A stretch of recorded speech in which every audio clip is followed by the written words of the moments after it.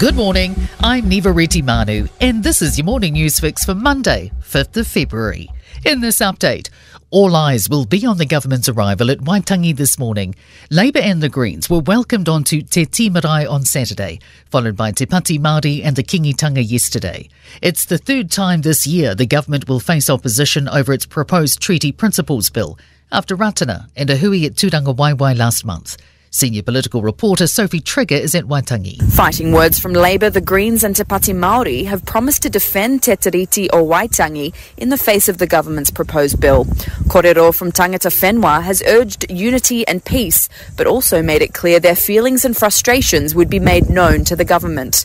With Waitangi Day crowds expected to be the largest in decades, there's a sense of anticipation ahead of the arrival of National, ACT and New Zealand First MPs.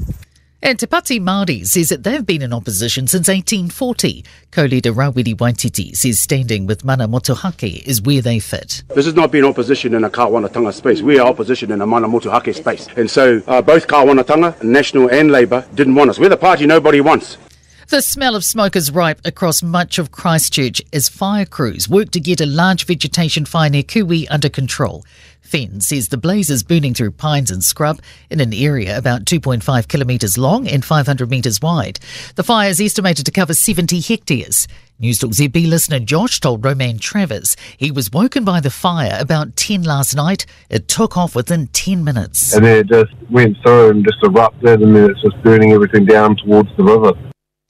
Initial evacuations of residents from Old West Coast Road between Cooks Road and Courtney Road are complete. An evacuation centre is set up at the Kui Community Hall. And a spell of scorching temperatures is expected to sweep through parts of the South Island this week. Te Whatu Ora is reminding people to keep cool and hydrated as temperatures soar. Meteorologist Stephen Glassy says a northwest flow is over the South Island, which is the best situation for warm weather. Places expecting over 30 today and tomorrow include Blenheim, Christchurch and Ashburton. A Hawke's Bay iwi leader says it's hard to fathom that funding from a special lotto draw after Cyclone Gabrielle still hasn't been spent.